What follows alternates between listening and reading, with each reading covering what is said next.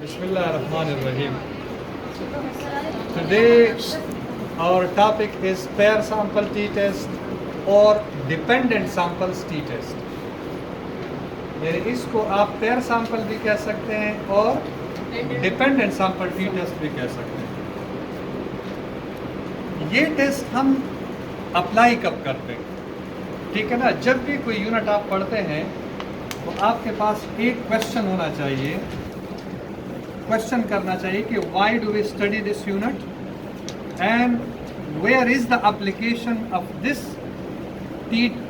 Test of statistical test in research. ये आपको जानना ज़रूरी है ना। सिर्फ ये फार्मूला अप्लाई करना और फिर कैलकुलेशन करना, रिजल्ट निकाला, अपना कंक्लूजन बनाना, that is not sufficient. You have to understand what is a pair sample T test and where is to be applied in your research. ठीक है जी। तो सबसे पहले pair sample T test, again वही टी टेस्ट है, one sample भी है, पेयर भी है, इंडिपेंडेंट, तीनों को टी टेस्ट कहते हैं। एक पहला वाला जो है वो सिंपल टी टेस्ट है जो आपने किया है पिछले लेक्चर में पी वैल्यू से पहले। उसके बाद पेयर सैंपल है। पेयर का मतलब है जोड़ा। पेयर किस चीज को कहते हैं? जोड़े को कहते हैं। तो पेयर आपके रीडिंग का भी जोड़ा हो सकता है, दो रीडिंग्स का हो सकता है, ट्विंस का हो सकता है, ट्विंस। हाँ, यहाँ पर एक खड़ा कर दे, दूसरा खड़ा कर दे, ये ट्विंस, इसका भी पेयर हो सकता है। मेल और फीमेल का भी हो सकता है, हाँ, पेयर हो सकता है। एक तरफ मेल कर दे, ये और पेयर है। एज, सिमिलर एज का जो है ना वो पेयर हो सकता है। ठीक है ना। तो ये सारे इसको हम पेयर कहते हैं। ठीक है जी, पेयर। जब आप pair sample T test apply करते हैं और आप लिखते हैं कि 1 2 3 4 5 6 7 8 9 और 10, और यहाँ पर आपने रीडिंग ली है, फॉर एग्जांपल रीडिंग नंबर 1 के और यहाँ पर रीडिंग नंबर 2 के आपके पास रिजल्ट्स हैं। हाँ, तो इसका मतलब ये है कि अगर आप पेयर्स भी ले लें, हाँ, फॉर एग्जांपल पेयर आप ट्विंस का पेयर है 1 and 2, तो इसको एक कंसिडर किया जाएगा, 1 इसको कंसिडर किया जाएगा रादर देन 2, इसलिए इसको पेयर कहते हैं। कि पेयर में हर एक जो जोड़ा है वो एक कंसिडर किया जाएगा, सैंपल साइज में 2 कंसिडर नहीं किए जाएंगे। यानी अगर आपके पास कितने हैं ट्विंस, आपके पास जोड़ा नंबर 1 2 3 4 5 और 6 आ गए, यहाँ भी है, यहाँ भी, यहाँ भी। हाँ, तो कुछ लोगों को गलतफहमी होती है कि भाई 1 और 2 इनको कैलकुलेट करके 6, तो 6 का मतलब है 12, 1 2, तो ये 12 नहीं होते। एक पेयर को एक सैंपल के तौर पर कंसिडर किया जाता है। अनदर एग्जांपल ये है कि फॉर एग्जांपल एक कुआं है,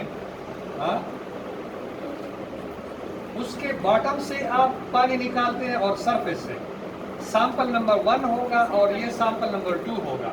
तो इसको रीडिंग जब आपके पास आते हैं, फॉर एग्जांपल जिंक की रीडिंग है mg पर डेसीलीटर, यहाँ भी जिंक की रीडिंग है mg पर डेसीलीटर, तो इसको 2 कंसिडर नहीं किया जाएगा बल्कि एक पेयर के तौर पर कंसिडर किया जाएगा। यानी ये जो सैंपल्स हैं ये 2 सैंपल नहीं है बल्कि पेयर सैंपल है, एक ही जोड़ा है और इसको एक ही काउंट होगा। जब आप डिग्री ऑफ फ्रीडम मालूम करते हैं तो आप इसको डबल नहीं करेंगे कि एक कुएं से आप 2 सैंपल ले लें, इसी तरह 5-6 कुएं से आप 2-2 सैंपल ले लें तो उसको डबल करके ये सैंपल साइज आपका हो जाएगा। नहीं, पेयर को एक के तौर पर आप कंसिडर करेंगे तो जितने जोड़े होंगे वो आपका सैंपल साइज होगा और डिग्री ऑफ फ्रीडम वही n-1 होगा जितना आपका सैंपल साइज है। यहाँ पर 6 है तो 6 से 1 माइनस कर दे, 5 आपका सैंपल साइज है। ठीक है ना, ये यहाँ तक बात समझ में आ गई? अच्छा, अब रिसर्च में इसके एप्लीकेशन की बात करते हैं। रिसर्च अगर आपने पढ़ी है, हैव यू स्टडीड रिसर्च और नॉट? नहीं। तो रिसर्च में डिफरेंट स्टडी डिजाइन होते हैं। स्टडी डिजाइन जो आपको डायरेक्ट करते हैं कि आप अपने रिसर्च में कहाँ से कहाँ तक जाएंगे, किस सिमत में जाएंगे, कैसे अपने रिसर्च को कंप्लीट करेंगे, आपका सैंपल साइज क्या होगा, पॉपुलेशन क्या होगी, सेटिंग क्या होगा, ये सारा डिज़ाइन आपको गाइड कर देता है। तो उसमें जो डिफरेंट डिज़ाइन हैं, एक उसमें डिज़ाइन है before and after, before and after design, और ये इंटरवेंशनल डिज़ाइन है जिसमें आप इंटरवेंशन कर रहे हैं। हाँ, इंटरवेंशनल डिज़ाइन है। इसी इंटरवेंशनल डिज़ाइन में आपका ये पेयर सैंपल टी टेस्ट जो है ना वो अप्लाई होता है बिफोर एंड आफ्टर में। एक एग्जांपल दे देता हूँ। फॉर एग्जांपल, आप पेशेंट को एजुकेट करते हैं ना किसी भी डिजीज़ से मुताल्लिक। फॉर एग्जांपल, आप HTM या डायबिटीज़ से मुताल्लिक मरीज़ों को आप टीचिंग दे देते हैं, और आप ये देखना चाह रहे हैं कि जो टीचिंग में दे रहे हूँ मरीज़ों को कितना फ़ायदा पहुँचेगा, यानी ये मेरा जो इंटरवेंशन है, ये टीचिंग, ये कितना इफ़ेक्टिव है। तो आप क्या करेंगे, उन मरीज़ों से उस डिजीज़ के मुतालिक पहले उनका नॉलेज लेवल मालूम करेंगे, एक क्वेश्चनर उनको देंगे, उनसे कहेंगे फिल करें आपके पास कितना नॉलेज है, वो उनसे लेंगे, फिर आप उनको पढ़ाएंगे स्लाइड की सूरत में, ब्रोशर की सूरत में, चार्ट की सूरत में उनको पढ़ाएंगे, और फिर उसी क्वेश्चनर पे दोबारा आप नॉलेज उनका मालूम करेंगे। तो अगर आपका नॉलेज इफेक्टिव है तो नॉलेज में डिफरेंस आएगा, यानी पहले जो उनका नॉलेज लेवल था वो कम होगा, और टीचिंग के बाद अगर वो बढ़ गया होगा तो फिर इसका मतलब है कि आपकी टीचिंग इफेक्टिव है। उस टीचिंग की इफेक्टिवनेस को मालूम करने के लिए ये पेयर सैंपल टी टेस्ट लगता है, जिसमें 2 रीडिंग्स होते हैं, एक सैंपल। फॉर एग्जांपल, आपके पास 5 पेशेंट है, ठीक है जी। रीडिंग 1 नॉलेज आप उनका पहले मालूम करते हैं और यहाँ पर आप इंटरवेंशन कर देते हैं। उसके बाद रीडिंग 2 लेते हैं नॉलेज से मुताल्लिक, दोबारा उसी क्वेश्चनर पे। तो आपके पास रीडिंग 1 और रीडिंग 2 के रीडिंग्स आएंगे, फिर उनमें आप डिफरेंस मालूम करें। अगर डिफरेंस एग्जिस्ट करता है by looking at the P value, तो इसका मतलब ये है कि आपका इंटरवेंशन जो है वो इफेक्टिव है। और अगर कोई डिफरेंस नहीं है तो इसका मतलब है जो कुछ आपने पढ़ाया मरीज को कोई फ़ायदा नहीं हुआ, उसके नॉलेज जो है ना वो इंक्रीज नहीं हुआ। तो इस किस्म के इंटरनेशनल स्टडी पे आप ये पेयर सैंपल टी टेस्ट जो है वो आप अप्लाई करते हैं। समझ में आ गई बात? अच्छा जी, अब आगे इसको लेके चलते हैं। लेता हूँ 1 2 3 4 5 6 7 8 9 और 10, ये मेरे पास पेशेंट का सैंपल है। डायबिटीज से रिलेटेड ये डायबिटिक है, क्या है? डायबिटिक पेशेंट ये। और आप क्या करना चाह रहे हैं, आप इनको डायबिटीज से मुताल्लिक इसके प्रिवेंशन, इसके कंट्रोल और इसके मुताल्लिक आप इनको टीचिंग देना चाहते हैं। तो टीचिंग आप किस वक्त देते हैं? जब भी नॉलेज गैप हो, नॉलेज डेफिसिट हो, तो तब आप टीचिंग देते हैं। वैसे आप पेशेंट को उठा के आप उनसे कहें कि मैं आपको टीचिंग दे रहा हूँ, और हो सकता है वो पेशेंट जो है आपका डॉक्टर हो, वो डायबिटोलॉजिस्ट हो, और जब आप टीचिंग स्टार्ट कर दे तो वो आप पर तनकीद शुरू कर दें कि भाई आप मुझे, मैं तो खुद डायबिटोलॉजिस्ट हूँ, तो आप मुझे क्या पढ़ाएंगे। तो सबसे पहले आप मरीज़ों का लेवल मालूम करेंगे, उनका नॉलेज लेवल कितना है, वो क्वेश्चनर के थ्रू आप मालूम करते हैं। तो सपोज मैंने रीडिंग 1 लिया क्वेश्चनर की सूरत में, और उसमें कितने क्वेश्चन थे? 10 क्वेश्चन थे। कितने? 10 क्वेश्चन थे। जब मैंने मरीजों को दिए, उर्दू पश्तो जिस लैंग्वेज में भी हैं, वो डायबिटीज़ से मुताल्लिक है, उसके प्रिवेंशन, उसके कंट्रोल से मुताल्लिक है डायबिटीज़ से। जब मैंने पहले मरीज से पूछा तो उन्होंने आउट ऑफ 10 क्वेश्चन जो क्वेश्चनर मैंने दिया था उसने सिर्फ 2 के आंसर्स दिए, दूसरे ने 4 के आंसर्स दिए, तीसरे ने 3 के दिए, चौथे ने 5 के दिए, फिर इसने 1 आंसर किया, इसने 2 किए, इसने 3 किए, 4 किए, 2 और 1 किया। सपोज ये मैं अज्यूम कर रहा हूँ, ये रीडिंग ले रहा हूँ। अच्छा जी, अब यहाँ पर आप इंटरवेंशन करेंगे। क्या इंटरवेंशन करेंगे? डायबिटीज से मुताल्लिक आप इनको इकट्ठा करके किसी हाल में लेके जाएंगे और उनको जो है ना वो आप टीचिंग दे दें, या 1 बाय 1 आप उनको टीचिंग दे सकते हैं। यहाँ पर फिर आप वही क्वेश्चनर जो ये वाला यहाँ पर आपने पकड़ाया था उनको, वही क्वेश्चनर दोबारा, क्योंकि नॉलेज इंक्रीज डिक्रीज आप उसी क्वेश्चनर के बुनियाद पर उनको इवालुएट कर रहे हैं। तो दोबारा जब आपने इंटरवेंशन दिया, आपने अच्छी खासी प्रेजेंटेशन दे दी, आपने ब्रोशर उनको दे दिए नॉलेज के लिए, आपने चार्ट भी दिखाए कि देखिए ये ग़िज़ाओं का चार्ट है, ये इसके कॉम्प्लिकेशन है, ये है वो है, सब कुछ आपने अच्छी टीचिंग दी। और जब आपके पास वो पहला मरीज जिसके 2 क्वेश्चन थे, इनके 8 हो गए, इनके 7 हो गए, इस तरह इनके 4 हो गए, इनके 7 हो गए, यहाँ पर इनके 5 हो गए सपोज, और यहाँ पर इनके 4 हो गए, 6 हो गए, 8 हो गए, यहाँ पर ये जो है 5 हो गए, और ये 1 रह गया। इनको कोई समझ में नहीं आया। जितने क्वेश्चन पहले उन्होंने 1 का आंसर दिया था, अभी भी 1 तो हो सकता है ना, पॉसिबिलिटीज आर देयर। ठीक है जी। तो इसका जो फार्मूला है वो ये है, टी पेयर, यानी पेयर सैंपल का फार्मूला जो है वो है D bar divided by S D divided by N under the root. ये फार्मूला है इसका। ठीक है जी। Where D bar is mean of the difference, mean of the reading में डिफरेंस आएगा ना, तो वो डिफरेंस होगा। एस डी का मतलब है standard deviation of the difference, standard deviation of the difference, और एन जो है वो आपका सैंपल साइज। सैंपल साइज क्या, कितने पेयर्स हैं या रीडिंग के कितने पेयर्स हैं। तो यहाँ पर कितने पेयर्स हैं, 10 पेयर्स हैं ना, एक, या सैंपल साइज आपने 10 पेशेंट लिए, सिंपली आप ये ले सकते हैं। और अगर आपने पेयर की बात करनी है तो पेयर आपके पास क्या 2 रीडिंग्स का पेयर है, तो ये भी आपके पास 10 बन जाते हैं। ठीक है ना। एक ही सैंपल आपने लिया है 1 से लेकर 10 तक, और उसके 2 रीडिंग्स लिए, तो उन 2 रीडिंग्स को हम पेयर ऑफ रीडिंग कहते हैं। पेयर ऑफ रीडिंग, या तो आपके पास 1 सैंपल होगा, इसके पेयर रीडिंग होगी, या फिर आपके पास जो सैंपल है वो पेयर में आएगा, सैंपल में पेयर में आएगा। जैसे ट्विन्स है 1 and 2 1 and 2 1 and 2 इसी तरह। तो ये, और आप उनसे कोई नॉलेज या कोई इंटेलेक्चुअल लेवल उनका असेस करना चाहते हैं तो वो उसके भी 2 रीडिंग्स आपके पास आएंगे, लेकिन पेयर वो एक कंसिडर होगा ट्विन्स में। तो डिफरेंस हम मालूम करना चाहते हैं।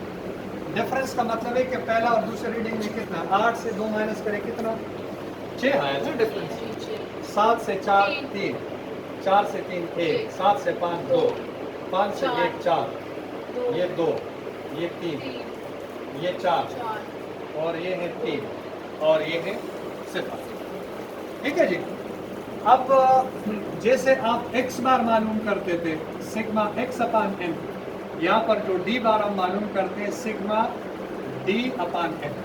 तो d ये है, d मैंने ऊपर लिखा हुआ है ना, तो d की ये वैल्यूज है। कौन सी वैल्यूज है, values of the difference of the 2 readings, difference of the 2 readings. तो इन सब को हम प्लस करेंगे, और d bar is equal to sigma d upon n। 3 और 4 7 और 10 12 16 18 19 22 और 6 28 डिवाइडेड बाई 10, ये आया 2.8। तो आपके पास जो डी बार है वो 2.8 के बराबर है। ये वाला तो आपके पास आया डी बार। अब standard deviation of the difference, standard deviation जी सर ये डी बार से आगे जब हमने प्लस किया ये क्या लिखा है, सिग्मा डी। सर ये सिग्मा डी एन ये अलग फॉर्मूला क्या है, ये सिग्मा x अपान n ये वाला फार्मूला है, लेकिन चूंकि रीडिंग हमने d से डिनोट किया है तो x बार की जगह हम d बार लिख देते हैं, अदरवाइज सेम थिंग है। ठीक है ना। हाँ जी। तो ये 2.8 बना, आपके पास जो मीन है वो 2.8 है। स्टैंडर्ड डिविएशन का फार्मूला हमारे पास क्या है, s is equal to sigma x minus x bar whole square divided by n minus 1 for individual series. इस तरह है ना, ऐसा है। तो इसमें क्या है, अब अगर आप standard deviation of the difference कर देते हैं तो x की जगह d लगेगा, d minus D bar whole square sigma n minus 1। तो सबसे पहले स्क्वायर है, स्क्वायर नहीं कर सकते, d बार से d माइनस करें। d बार तो हमने कैलकुलेट किया हुआ है ना, तो d माइनस डी बार 6 minus 2.8 3 minus 2.8, 1 minus 2.8, 2 minus 2.8, 4 minus 2.8, 2 minus 2.8, 3 minus 2.8, और 4 यहाँ से minus मिटा देता हूँ 4 minus 2.8 4 minus 2.8 और 3 minus 2.8 और 0 minus 2.8 ऐसा हुआ। ये मिटा देता हूँ 2.8 आप याद रखें। ये। अच्छा जी, अब इसका डिफरेंस आप मालूम करें 6 minus 2.8 तो ये 3.2 है। ये वाला 3 minus 2.8 ये 0.2 है। 1 minus 2.8 ये कितना आया? सर ये आया माइनस 1.8। ये कितना आया? Minus 0.8 minus 0.8।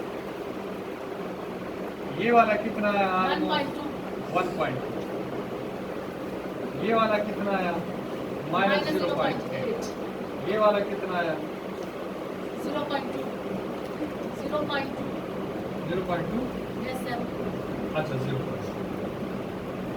ये वाला सर 1.2 1.2। ये वाला माइनस 0.2 और ये माइनस 2.8।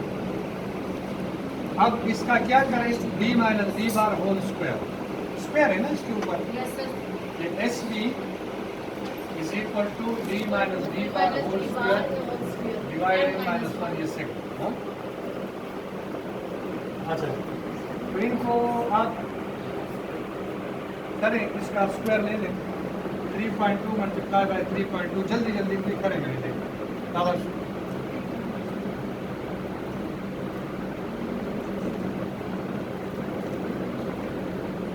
हरियम 3.2 मल्टीप्लाई बाय 3 स्क्वायर है ना। d माइनस डी बार के वैल्यूज क्या है? ये वाले आए। अब इसका स्क्वायर लेना है ना, तो स्क्वायर इसका स्क्वायर क्या आएगा? 1.78 हाँ 3.2 मल्टीप्लाई बाय 3.2 ना। स्क्वायर का मतलब ये होता है अगर 2 का स्क्वायर है तो इसका क्या 2 मल्टीप्लाई बाय 2 है ना। ये तो 6.4 आता है। 10.24 10.24 ये वाला 0.04।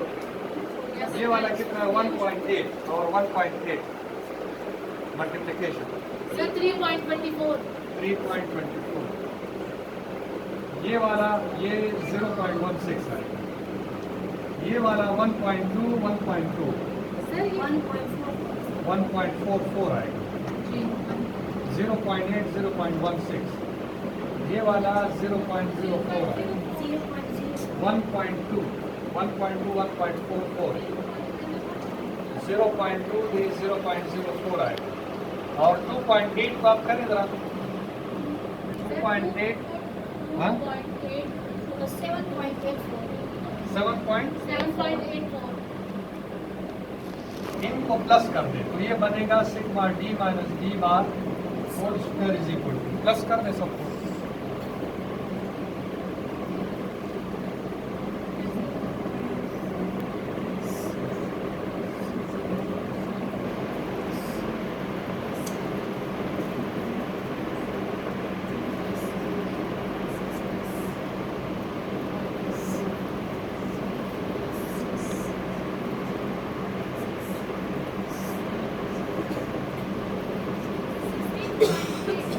हाँ 7.84 24.64। अच्छा जी ये आया 24.64। ठीक है जी। आप स्ट्रेट अवे फॉर्मूला आप अप्लाई करें। T pair is equal to sigma D minus D bar whole square divided by n-1।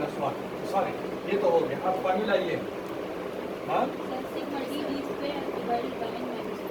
ये d बार आपका 2.8 है और ये जो एस डी है वो कितना है?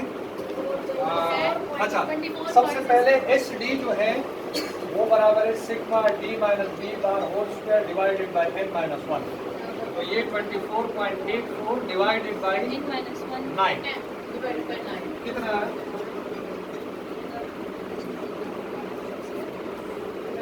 Divided by 2.73 0.73। ये आपके पास SD यानी standard deviation of the difference. तो यहाँ पर लिखे हो 2.73 डिवाइडेड बाय 10/√।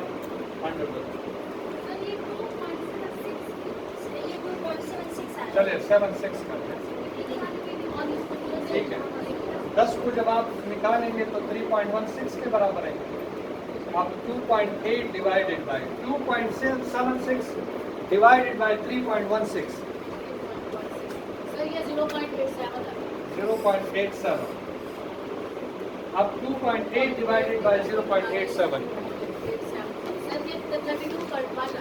नहीं, 2.8 डिवाइडेड बाय 0.87 3.21। ये आपका कैलकुलेटेड वैल्यू है, ठीक है जी। तो यहाँ पर आप क्या करेंगे, आपके प्लस में है ना कैलकुलेटेड वैल्यू, प्लस में, तो यहाँ पर आपका टेबुलेटेड वैल्यू क्या होगा, आपके पास टी टेबल है, डिग्री ऑफ फ्रीडम, इधर देखें, ये डिग्री ऑफ फ्रीडम यहाँ होगा, और ये टू टेल हाइपोथेसिस के there is a difference and there is no difference, the difference is equal to 0 and the difference is not equal to 0। मैं आगे आपको लेक्चर में समझा देता हूँ। ये इसका जो हाइपोथेसिस बनता है 3 बनते हैं, लेकिन मोस्ट कॉमन जो है वो जो थर्ड वाला है कि the difference is equal to 0 null hypo and the difference is not equal to 0, तो टू टेल हाइपोथेसिस बनेगा। तो 0.0250 के नीचे, और डिग्री ऑफ फ्रीडम आपका 9 है ना, इसके सामने आप देखिए यहाँ टी टेबल में आप देखिए कि इधर आपका टेबुलेटेड वैल्यू कितना है, टी टेबल आपके पास है ना।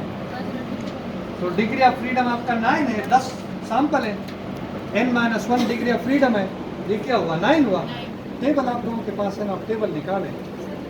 हाँ जी, 9 डिग्री ऑफ फ्रीडम 0.0250 के नीचे कौन सा वैल्यू फॉल कर रहा है। हाँ जी 0250 2.262 ये टेबुलेटेड वैल्यू है, ठीक है जी। तो टेबुलेटेड वैल्यू आपका 2.262 है और कैलकुलेटेड वैल्यू 3.21 है। तो आपका हाइपोथेसिस आपने नल हाइपोथेसिस रिजेक्ट इसलिए किया कि as the calculated value 3.21 is greater than the tabulated value 2.62 and this calculation